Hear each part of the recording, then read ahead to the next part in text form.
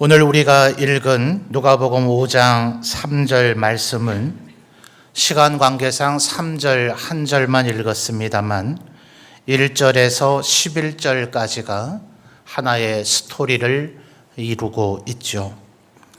이것은 예수님의 제자 가운데 한 사람인 베드로가 예수님을 만나게 돼서 어떤 변화를 가져오게 되었는가 하는 것을 기록하고 있는 내용입니다. 어떤 변화가 일어났는지, 또 우리에게는 무슨 변화가 필요한지 오늘 말씀을 통해서 다시 한번 확인하시는 복된 시간이 되시기를 바랍니다. 먼저 5절 말씀을 보시면, 같이 볼까요? 5절을 보시면 시몬이 대답하여 이르되, 예수님을 뭐라고 부릅니까? 선생님이라고 부르고 있어요.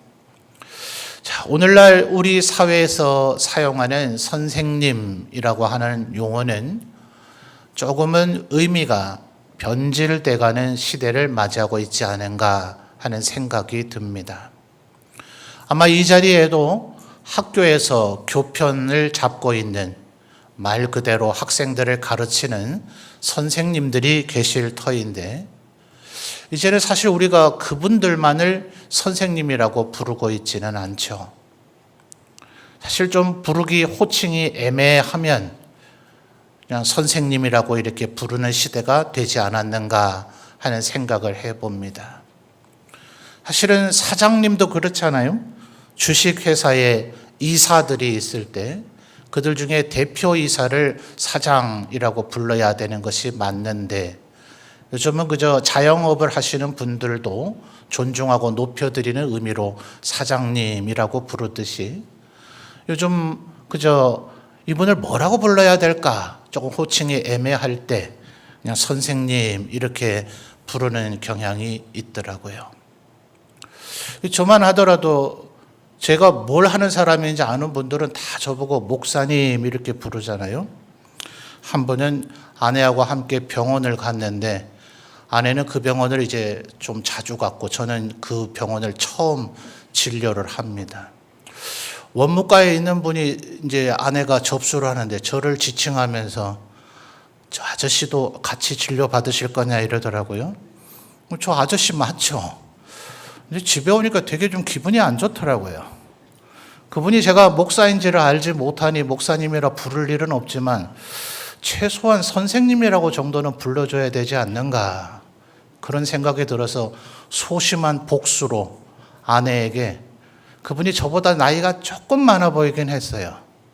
아까 그 할머니가 뭐라 합디? 요즘 선생님이란 용어는 이렇게 나보다 좀 나이 많으면 그저 그분을 그렇게 부르는 호칭으로 사용되고 있죠. 그런데 이 5절에 얘기하고 있는 이 선생님은 그런 의미가 아닙니다. 당시 유대 사회에서는, 다른 복음서에서는 랍비라고 이스라엘 사회에서 사용됐던 용어를 그대로 차용해서 기록을 해놓고, 랍비는 번역하면 선생님이다 라고 하는 것처럼 율법에 탁월한 교사들을 가르치고 있는 표현입니다. 그런데 여러분, 예수님께서 30살에 세례를 받으시고 소위 공생애를 시작하셨다 하죠. 그리고 복음서에 6월절의 얘기가 3번, 보기에 따라서는 4번이라 볼 수도 있기 때문에 대부분의 신학자들은 예수님이 3년간 사역을 하셨다, 아니면 4년일 수도 있다 하지만 대부분은 3년이라 보기 때문에 교회는 전통적으로 예수께서 3년의 공생애를 가지셨다 이렇게 이해하고 있습니다. 그런데 오늘 이 본문은 말씀드렸듯 예수께서 사도로 세우신 그 12명 가운데도 으뜸인 베드로를 부르시는 그런 상황이기 때문에 사역의 초창기 중에서도 초창기의 사건에 해당되죠. 그러니 예수님의 나이는 아마도 30살 아니면 31살이었을 거예요. 그리고 우리가 알고 있는 대로 예수님은 다윗의 후손이기 때문에 이분은 레위 지파가 아닌 유다 지파입니다. 그리고 그의 아버지, 육신의 아버지가 되었던 요셉은 목수를 했던 사람이라서 예수님에게는 저 사람 목수의 아들 나사렛 예수 아니냐라고 예수님을 조롱거리듯 부를 때도 있었습니다.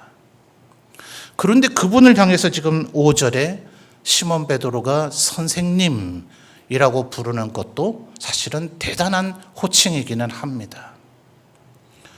굳이 요즘 시대에 우리나라 사회에서 선생님이란 용어가 변질된 걸 생각한다면 아마도 아무나 가리켜서 스승님이라고 부르지는 않을 터이니 이제는 한국어 성경에서 차라리 스승님이라고 번역을 하는 것이 좀 더 의미가 와닿지 않겠는가, 그런 생각을 해보게 됩니다. 자, 왜 베드로는 지금 예수님을 선생님이라고까지 불렀을까? 불과 31살, 30살 정도밖에 되지 않은 그것도 목수의 아들을 말입니다. 아마 베드로는 지금이 예수님을 처음 만난 것은 아니라고 신학자들은 봅니다. 요한복음 1장을 보면 베드로가 예수님을 이보다 전에 만난 적이 있어 보이는 사건이 기록되어 있는데, 원래는 세례 요한의 제자였었던 안드레와 사도 요한, 이 두 사람이 세례 요한의 소개를 따라 예수님을 알게 되고서는 자신의 형제들에게 우리가 그토록 기다리던 메시아를 만났다, 이렇게 이야기를 하고 예수님께로 그들을 데리고 갑니다. 그래서 예수님께서는 와 보라 라는 그 유명한 말씀을 하시고, 그 내용은 아마도 요한복음 1장의 표현을 종합을 해보면 최소 24시간 내지는 보기에 따라서 36시간 동안 예수님과 함께 지난 것 같아 보입니다. 아마 그때에도 예수님께서 많은 어떤 가르침과 대화를 하셨겠죠. 그래서 이 젊디 젊은 30대 초반에, 그것도 목수의 아들인 레위 지파도 아닌 유다 지파에 속한 사람이지만 베드로는 그를 향해서 선생님 혹은 스승님이라고 부르는 지경에 이르기는 했습니다. 그런데 여러분, 불과 시간이 얼마 지나지 않은 사이에 8절을 보시면 이 시몬이 예수님을 부르는 호칭에서 엄청난 변화가 일어납니다. 자, 여러분이 8절 한번 읽어볼까요? 8절입니다. 읽어주세요. 시작.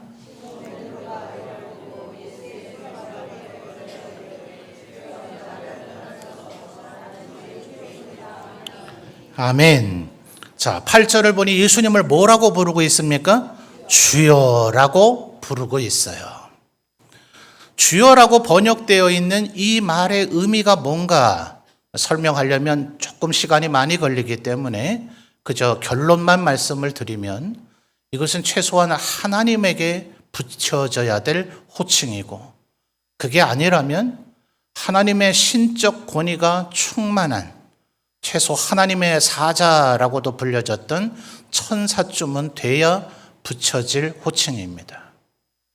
물론 인간 사회에서, 당시의 이 로마 사회에서는 황제가 나를 주님이라 부르라, 이것을 강요하기 시작한 시대가 열려지고 있기는 합니다만, 예수님은 황제도 아니요 로마인도 아니니 예수님을 그런 이유 때문에 주님이라 불렀을 리가 없죠.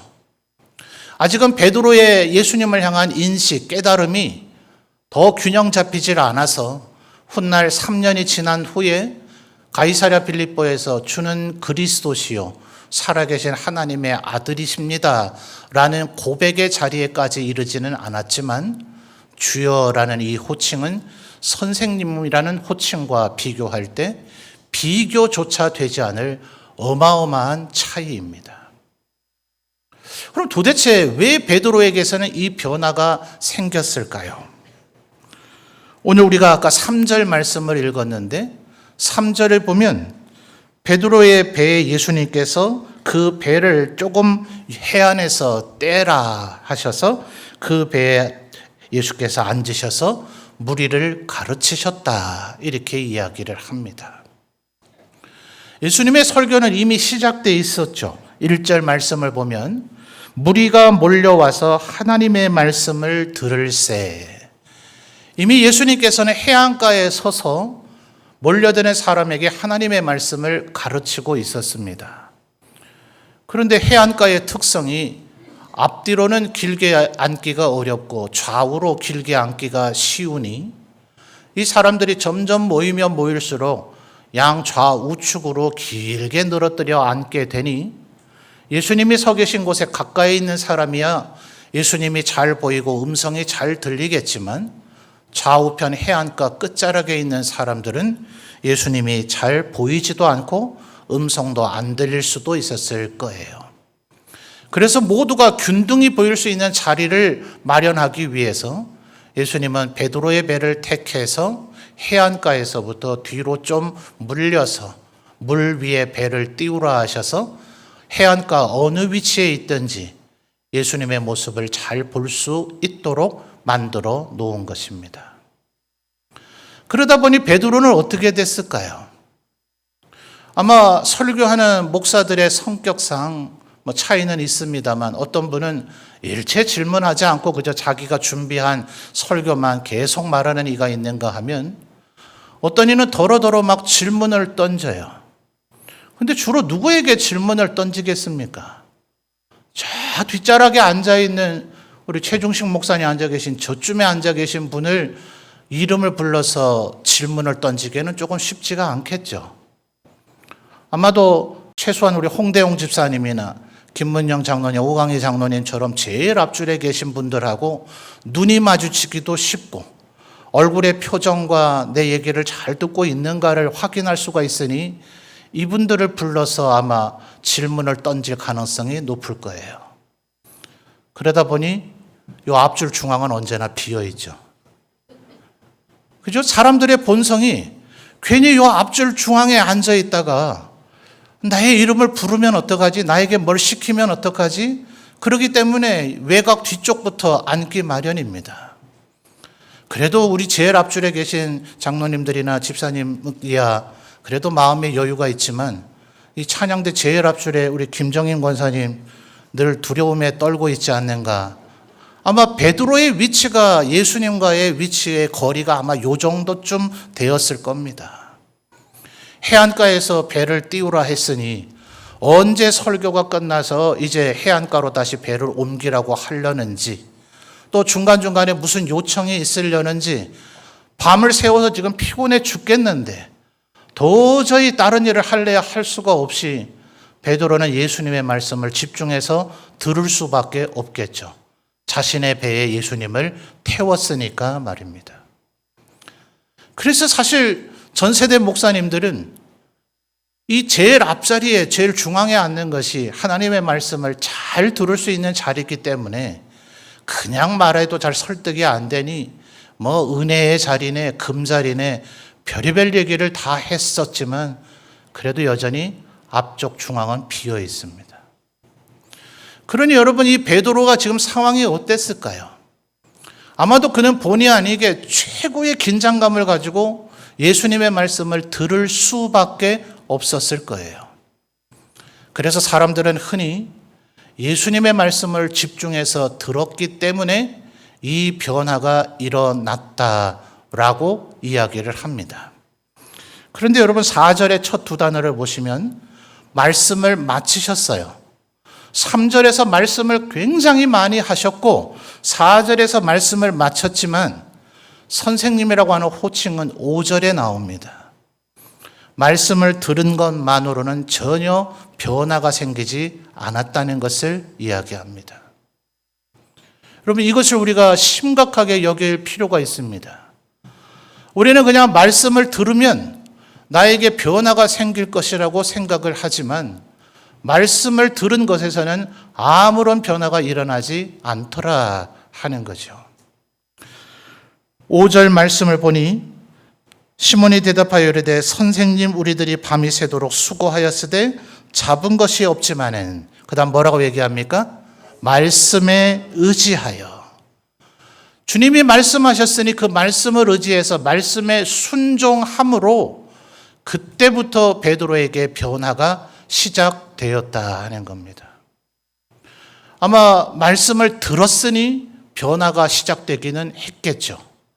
그러니 말씀을 들은 것이 전혀 무익하지는 않습니다. 그러나 말씀만 들은 것으로 끝나버리면 여전히 선생님으로밖에 예수님을 인식 못하지 예수님이 주님이라는 깨달음에는 도달하지 못한다 하는 것이에요. 어떤 이들은 4절 말씀을 보면 예수님께서 뭐라고 그러셨습니까? 4절 같이 살펴볼까요? 말씀을 마치시고 시몬에게 이르시되 뭐라 했습니까? 깊은 데로 가서 그물을 내려 고기를 잡으라. 예수님께서 이렇게 말씀하셨기 때문에 사람들은 꽤나 깊은 데에다가 의미를 둔 일들이 많았습니다. 저도 소위 말하는 모태신앙으로 목사인 아버지 밑에서 자라났으니 이 본문에 대한 설교를 얼마나 많이 들었겠어요. 이 깊은 데에 대한 의미를 많이 부여하고 각양의 해석을 내놓는 수많은 설교를 들었습니다. 그런데 여러분, 제가 대학생 때에 어느 해 수련회에 좀 연세가 드셔서 목회자가 되신 분이 강사로 오셨는데 이분이 목사님이 되기 전에 직업이 원양어선의 선장입니다.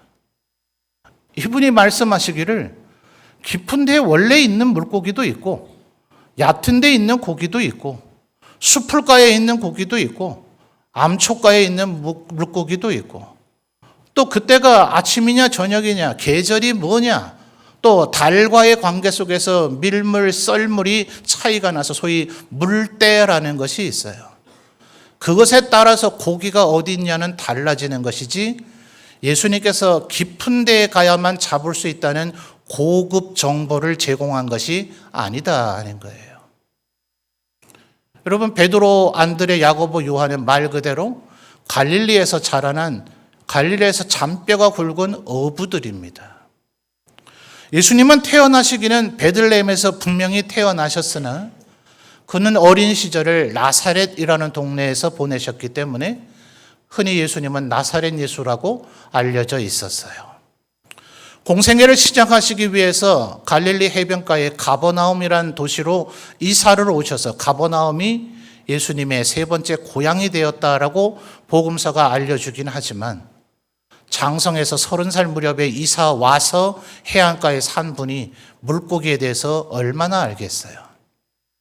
그러니 깊은 데로 가서 그물을 던지라는 것은 새로운 물고기들이 어디에 있는지의 정보를 알려준 것이 아니다 이 말이에요. 예수님께서 깊은 데로 가 던지라 하면 깊은 데 던지고 얕은 데 던지라 하면 얕은 데 던지고 물풀이 많은 수풀가에 던지라 하면 수풀가에 던지고 암초 옆에 던져보라 하면 암초 옆에 던지는 오직 하나님의 말씀에 순종함이 있을 때 그때에 비로소 선생님이 주님으로 바뀌는 인식의 변화가 일어난다 하는 거예요. 그러니 여러분 기억하십시오. 우리들이 여기서 말씀을 아무리 많이 들어봐야 변화가 일어나는 것은 말씀을 듣는 데서 변화가 일어나는 것이 아니라 말씀에 순종하는 데서 일어난다 하는 거예요. 여러분 어떻습니까? 할 수 있는 대로 모든 사람에게 너희 관용을 알게 하라. 주께서 가까우시니라 하는 말씀을 들었을 때 모든 사람에게 내가 관용을 베풀기 위한 마음가짐을 먹고 그렇게 실천해 보십니까? 그래야 주님 모습 닮아가는 변화가 우리에게 일어나는 거지. 아무개가 이 얘기를 꼭 들어야 될 텐데 그의 마음에 관용이 흘러 넘쳐야 될 텐데 이런 상상을 해서는 나의 변화가 절대로 일어나지 않는단 말이에요. 원수를 사랑하라 하는 말씀을 설교로 들었다면은 이 예배당을 빠져나가서 내가 가장 미운 사람을 어떻게 하면 사랑해 볼까 마음에 결심하고 결단하고 순종을 해야 그래야 내 삶의 변화가 일어나는 거지. 야, 예수님이 아주 대단한 말씀을 하셨네 라고 감탄하는 데서는 예수님을 선생님이라고 깨달아 알지는 모를지언정 내 삶에 아무런 변화가 일어나지 않는다 이 말입니다. 여러분 베드로처럼 변화되기 위해서 말씀에 순종하시는 우리 성도님들이 되시기를 바랍니다. 여러분 아까 우리가 8절을 이미 읽었습니다만 8절에서 베드로가 이 예수님이 주님 되심을 깨닫고 나서 뭐라고 얘기합니까? 8절 하반절 우리가 이미 살펴봤죠? 주여 나를 떠나소서. 왜 떠나라고 얘기해요? 나는 죄인으로소이다 라는 자기 인식이 생겼기 때문에 그렇습니다. 여러분은 어떤 존재입니까? 하나님의 거룩하심 같이 거룩해지셨습니까? 우리가 하나님으로부터 구원을 받아 하나님의 백성이 되었지만 우리는 아직 이것을 완성하지 못했습니다. 그래서 개혁주의 신학자들은 구원을 이루는 9가지 서정 가운데 주께서 우리를 부르시고 우리를 거듭나게 하시고 우리의 마음에 회개의 영을 주시고 우리에게 믿음을 주셔서 우리를 의롭다 칭해 주시고 우리를 하나님의 양아들과 양딸로 삼아 주셨다 할지라도 소명, 중생, 회심, 신앙, 칭의, 수양 이 일들이 우리에게 일어났다 할지라도 우리는 성화되어지기 위해서 무던히도 애를 써야 된다라고 가르치고 있습니다. 성화되고 계십니까? 그러나 우리가 이 세상을 떠나 우리의 삶이 마감되기 전까지는 예수님께서 재림하셔서 이 땅에 생하늘과 새 땅 하나님의 나라를 완성시키시기 전까지는 우리의 성화는 완결되지 않아요. 그래서 우리가 영화롭게 되지는 아직 못합니다. 주님 다시 오시는 그날, 하나님의 나라가 완성되는 그날 비로소 우리는 영화롭게 될 것입니다. 어쩌면 우리보다 신앙생활을 먼저 하고 떠난 믿음의 선진들이 있어요. 나이가 많든 적든 우리보다 먼저 떠난 이들이 있는데 우리가 알고 있는 그 지인들을 생각할 때 어떤 이는 정말 믿음이 대단했다 싶은가 하면 어떤 이는 참 믿음이 연약했지 않아 이렇게 생각하는 분이 혹시 계시려는가 모르겠어요. 그러나 데살로니가 4장 13절 이하에서 바울 사도가 우리에게 가르쳐주는 바는 주님을 믿고 이 세상의 삶을 마감해서 하나님의 부르심을 받은 자들은 바로 이 구원의 9가지의 서정, 성화의 부진을 이 세상을 살아갈 때는 끊임없이 시달릴 수밖에 없지만 그래서 하나님의 견인의 은혜를 의지할 수밖에 없지만 이제 이 세상의 삶을 마감한 그는 비로소 하나님께서 영화롭게 하셨으니 그들은 우리보다 앞서 있다 하는 거예요. 우리가 볼 때는 저 사람 신앙 별로 안 좋았는데 정말 천국 가기는 했을까 싶어도 우리의 판단이나 우리의 시각이나 우리의 생각으로 구원이 좌우되는 게 아니라 하나님께서 그를 미리 정하시고 부르시고 의롭다 하셨다면 그를 영화롭게 하셨기 때문에 그는 이제는 더 이상 범죄하지 않는, 회개하지 않는 영화롭게 된 지경에 이르렀다 하는 거예요.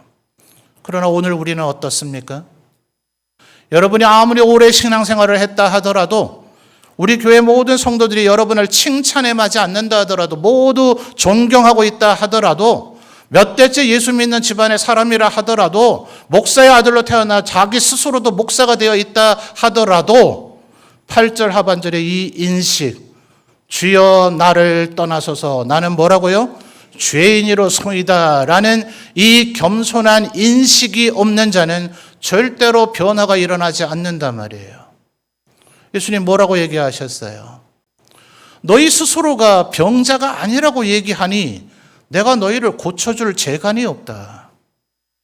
나는 참된 의사로서 너희에게 왔는데 너희가 나는 질병에 걸렸구나, 나는 죽게 생겼구나라는 인식이 있어서 내 앞에 나와 예수님 제발 나를 고쳐주세요 라고 해야 너희를 고쳐줄 텐데 혹시 너희가 나를 찾아오지 않아도 너희에게 심각한 병의 증세가 있다는 것을 내가 알아 너희를 찾아가서 너 지금 이 상태로 살다간 죽는다, 너 빨리 질병이 나아야 된다라고 이야기를 해주는데도 불구하고 나는 건강하다, 문제 없다라고 스스로 교만하고 자만하게 여겨서 그 의사의 말을 귀담아 듣지 않으면 절대로 병이 낫거나 고침받을 수 없다고 주님 말씀하셨지 않아요.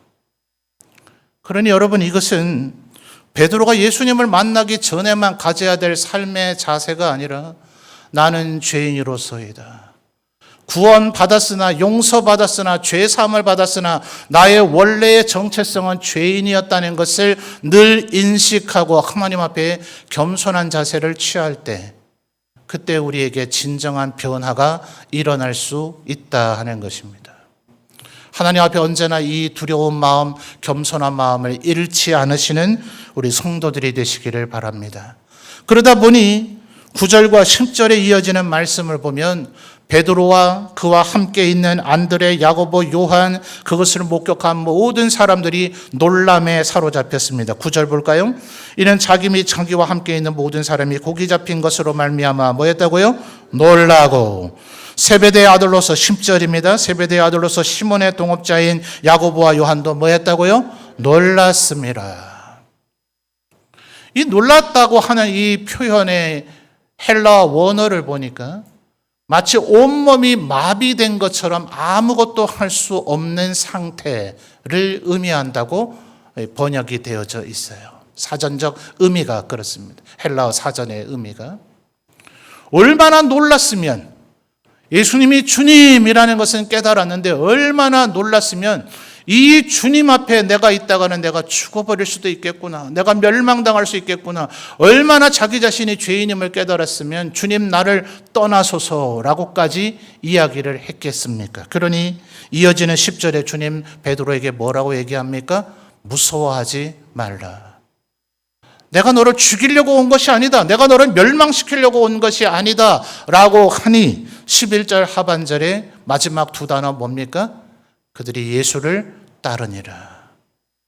여러분, 8절에서 예수님 앞에 자기가 죄인이라고 얘기하고 9절과 10절에서 온몸이 마비된 것처럼 놀랐던 이 사람이 예수님을 따르는 자가 되었다는 것은 분명한 변화 아닙니까? 왜 이런 변화가 생겨졌을까요? 10절 하반절에 예수님이 무서워하지 말라고 얘기하신 이후에 하신 말씀을 베드로가 믿었기 때문에 그렇습니다. 주님은 뭐라고 얘기했어요? 무서워하지 말라. 이제후로는 네가 사람을 뭐 한다고요? 취하리라. 그래서 흔히 사람을 낚는 어부가 될 것이라고 이야기를 합니다. 이 말씀은 지금 이 누가복음 5장 예수님께서 이 말씀을 하신 그날 이루어진 것은 아닙니다. 성경의 기록을 보니 언제 이 일이 이루어졌나요? 사도행전 2장을 보면 오순절 날이 되어서 성령께서 그에게 임하셨을 때 예루살렘에 있는 사람들이 베드로를 바라보고 또 베드로와 함께 있는 120명의 제자들을 바라보면서 당신들이 술 취한 것 아니냐라고 얘기했을 때 베드로가 우리가 지금 성령께서 임하신 것이라는 것을 설명하게 되죠. 바로 예수께서 보내신 성령, 우리의 하나님이시고 우리가 그토록 기다렸던 메시아 그리스도 구주이신 바로 그분이 너희들이 제사장과 결탁해서 그를 죽였으나 하나님께서 그를 되살리시고 그가 우리에게 성령을 보내어 주셨다라는 것을 말하게 될 때에 그 예루살렘 사람들이 뭐라 그럽니까? 그러면 우리가 어떻게 해야 되는가? 이 또한 베드로의 설교였습니다. 그러나 설교를 들은 것만으로는 그들 또한 변화가 되지 않아요. 그래서 베드로가 뭐라고 얘기합니까? 우리가 전한 말씀을 믿고 회개하고 그리고 세례를 받으라. 그러면 너희에게도 하나님께서 성령을 주실 것이다.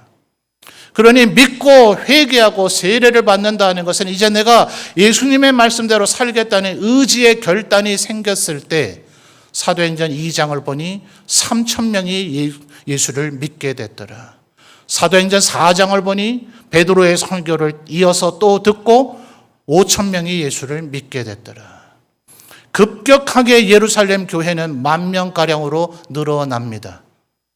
예수님보다 더한 일을 했지 않습니까? 예수님께서 전능하지 않으시다고 얘기하려는 것이 아닙니다. 주님께서는 부활하시고 난 후에 제자들을 찾아오셔서 이렇게 얘기하셨죠. 내가 너희에게 성령을 줄 것이니 성령이 너희에게 임하면 너희는 내가 한 일도 할 것이고 나보다 더한 일도 할 것이다. 예수님은 오병이어를 가지고 5,000명을 먹이시기는 했죠. 그런데 그들 모두가 예수님을 믿는 자가 되지는 않았습니다. 기껏해야 예수님의 부활을 목격한 자는 바울이 증언하기를 500명가량밖에 되지 않는다는 거죠. 그 5,000명은 오병이어를 먹기 전까지는 예수님 앞에서 말씀을 많이 들었습니다. 굶주릴 정도로 말씀을 들었습니다. 그러나 그들은 예수님 앞에서 흩어져 버렸고 그들은 주님의 제자가 되지는 못했습니다. 그러나 변화받은 베드로가 주님의 이름으로 설교하고 그들이 회개하고 세례를 받고 변화되었을 때 3,000명, 5,000명이 예수님을 믿게 되더라. 너희는 내가 한 일을 할 것이고 나보다 더한 일을 할 것이다. 이게 바로 이번 여름 성경학교 수련회의 주제 아닙니까? 여러분 앞쪽에 현수막을 보십시오. 예수님이 누구시라고요? 우리의 최고의 코치시라고요. 예수님이 직접 이 일을 하고자 하셨다면 예수님은 단 하루 만에, 아니 단 한순간 만에 온 인류를 다시금 회개하는 자리에 이르게 하실 수 있었을 것입니다. 그런데 주님은 절대로 그렇게 하지 않으셨어요. 그는 3년 동안 오직 12명을 사도로 그들을 하나님의 말씀으로 길러내고 제자 삼는 것에 집중하셨습니다. 기껏해야 70명에게 집중하셨습니다. 그리고 성령 강림을 기다리는 이들은 120명이었습니다. 주님이 직접 그 일을 하시면 더 잘하실 수도 있었지만 나에 의해서 변화된 너희들이 주인공이 되라. 너희들이 주역이 되라. 너희들이 주전선수가 되라. 나는 코치가 돼서 너희들이 원래부터 너희를 만들었을 때 보시기에 심히 좋았다고 내가 말했던 너희들이 다시금 나에게 영광 돌리기를 원한다. 이것이 하나님과 우리 구주 예수 그리스도의 뜻이었더라 하는 거죠. 그래서 주님은 지금 베드로를 변화시키는 데에 집중하고 있습니다. 그러니 베드로가 되기 위해서는, 베드로처럼 우리가 변화되기 위해서는 10절 하반절에 이 무서워하지 말라 이제부로는 네가 사람을 취하리라 하는 이 말씀이 성령께서 강림하셨을 때 비로소 이루어진 것이니 우리는 말씀에 순종하는 변화가 있어야 될 것이고 여전히 내가 주님 앞에는 부족함과 연약함이 있는 죄인이라는 깨달음이 있어야 될 것이지만 그로 인해서 주님을 무서워하거나 주님을 나에게서 떠나시라고 얘기하는 것이 아닌 성령께서 우리를 충만히 임하실 때까지 11절 하반절에 얘기하는 것처럼 예수를 따르는 삶이 우리에게 있어야 할 것입니다. 저는 이 번역이 좀 마음에 들지 않아요. 개역 개정으로 번역을 하면서 11절의 마지막 단어를 따르니라 라고 번역을 했어요. 아마 이전 번역의 표현이 조금 혼동이 될 수 있어서 그런 것 같아요.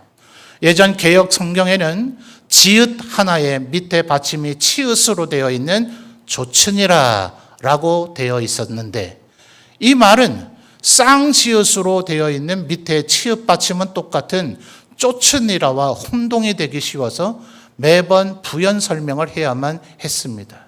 그런 번거로움이 있을지라도 저는 지읒 하나의 치읓 받침인 조천이라로 번역하는 것이 훨씬 더 좋았지 않았겠는가. 쌍지읒의 쪼천이라는 말하자면 이런 겁니다. 도둑놈이 도망가면 경찰관은 그를 붙잡기 위해서 쫓아갑니다. 이건 잡기 위해서 쫓아가는 거죠. 그런데 지읒 하나에 밑에 치읒 받침인 조천이라는 것은 여러분도 인터넷 포털에서 국어 사전 기능을 이용해서 한번 찾아보십시오. 얼마든지 찾을 수 있는데 좇는다는 말은 가치 있게 여겨서 추구한다. 그대로 따른다. 계속 주시하며 눈여겨 살핀다. 어렴풋하지만 하나하나 더듬어 가면서 한다. 이런 다양한 의미를 담고 있어요. 그래서 저는 조천이라라고 원래 그대로 두었으면 더 좋았을 것을.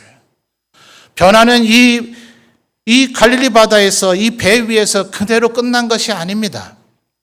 이때의 주님의 말씀에 순종함으로 시작된 변화가 나는 주님 앞에 여전히 죄인이라는 것을 깨닫는 그 변화가 그리고 성령께서 나에게 능력으로 임하실 때 이루어지는 그 변화가 계속해서 예수님을 주시해서 바라보며 주님께서 내게 원하시는 것이 무엇인가, 내게 무엇을 말씀하시는가를 끊임없이 바라보면서 때로는 내가 아직 여전히 주님의 뜻을 온전히 헤아려 알지 못한다 할지라도 때로는 납득되고 이해되지 않는 상황이라 할지라도 주님 말씀하셨던 내가 하는 일을 네가 지금은 알지 못하나 후에는 알리라 하셨으니 언젠가는 깨닫게 되는 날이 올 것이니 묵묵히 주님만 따라가는 나의 십자가를 지고 주님을 따라갈 때 그때 비로소 우리는 변화가 일어나게 될 것이다 하는 것입니다. 이 변화를 이루어 가시는 우리 모든 성도들이 되시기를 바랍니다. 주님 이것 위에서 이것 때문에 나 대신 죽으셨습니다. 주님이 직접 이 일을 하시면 훨씬 더 잘하시겠지만 더 위대하고 더 능력 있게 이 일을 하실 수 있겠지만 내가 변화되는 모습을 보시고자 나를 변화시키는 것이 주님의 기쁨이시기 때문에 주님은 우리를 주전 선수로 세우시고 주님은 마치 코치인 것 마냥 우리를 끊임없이 코칭하시면서 네가 하나님 앞에 영광 돌리기를, 네가 거룩하게 성화되어지며 언젠가 영화롭게 되어지기를, 네가 창조 때의 모습처럼 하나님 보시기에 심히 좋은 존재가 되어지기를 주님은 오늘도 바라고 계시다 하는 것입니다. 그런데 여러분, 이 변화는 배에서부터 시작됐습니다. 그곳은 성전이 아닙니다. 예배의 처소가 아닙니다. 아마 베드로가 이 배에서 물고기를 잡은 것이 하루 이틀이 아니기 때문에 그 배에는 아마 비린내가 진동을 하고 있었을 것입니다. 배를 뭐 그리 깨끗이 청소를 했겠어요? 또 아무리 깨끗이 청소하고자 한들 배를 수십 마리, 고기를 수십 마리, 수백 마리, 수천 마리 잡다 보면 거기에 찢겨진 물고기 살들이 이곳저곳에 엉켜붙어서 언젠간 썩는 냄새도 나지 않겠어요? 비린내가 진동을 하고 썩는 내가 나고 더럽고 추한, 더더군다나 어젯밤에는 밤새도록 고기를 잡고자 했으나 한 마리도 잡지 못한 처참한 실패의 현장, 더러움의 현장, 추함의 현장, 냄새나는 현장, 실패의 현장이 바로 배인데 바로 그 배에서부터 변화가 시작되더라 하는 것입니다. 이 예배당에서 변화가 시작되는 게 아니에요. 이 시간에서 말씀 듣는다고 변화가 시작되는 게 아닙니다. 어쩌면 여러분의 삶의 현장, 여러분의 가정, 여러분의 직장, 그곳에서 때로는 내가 죄악과 타협하고 나도 때로는 죄악에 허물어지고 하나님 앞에 실패를 경험하는 바로 그곳에서 하나님의 말씀을 기억하고 하나님의 말씀에 순종하는 이 일을 시작할 때에 나는 여전히 죄인이라는 인식 속에서 하나님 앞에 겸손히 살아갈 때에 성령 충만하게 된 순간 베드로가 위대한 사람을 낚는 어부가 되었음을 기억하며 나도 주님께서 성령 충만해 주시기를 여러분의 삶의 현장, 여러분의 배 위에서 간절히 기도할 때에, 그리고 예수님의 모습을 언제나 기억하며 그분을 따르고 쫓아가는 그 삶을 살아갈 때에 주께서 그토록 원하시는 위대한 변화가 우리에게서 시작될 것이다 하는 것입니다. 주님은 스스로 일을 하고자 하지 아니하시고 우리의 머리가 되셔서 우리로 하여금 이 일을 하게 하셔서 사실은 주께서 우리 안에서 역사하시고 주께서 은혜를 베풀어 주시고 주께서 도와주셨기 때문에 실상은 주님이 하신 일이지만 주님이 개선장군으로 행진하실 때 혼자 행진하시고 우리를 저 뒤에 따라오라고 하는 것이 아니고 우리를 예수님 옆에 똑같이 말머리를 바로 세우고 나와 함께 행진하자 하심으로 우리 또한 개선장군의 반열에 세워주신 것처럼 주님은 우리가 주전 선수가 되기를, 스타 플레이어가 되기를, 하나님 앞에 영광 돌리는 멋진 운동선수가 되기를 주님은 바라고 계신다 하는 것입니다. 주님의 이 바람을 오늘 다시 한번 마음에 새겨서 주님의 말씀에 순종하고 나는 죄인임을 기억하며 주의 성령이 나를 변화시킬 것을 기억하고 오직 주님을 따라감으로 주께서 우리에게 간절히 원하시는 변화를 이루어 가시는 우리 모든 성도들이 되시기를 주님의 이름으로 축원합니다.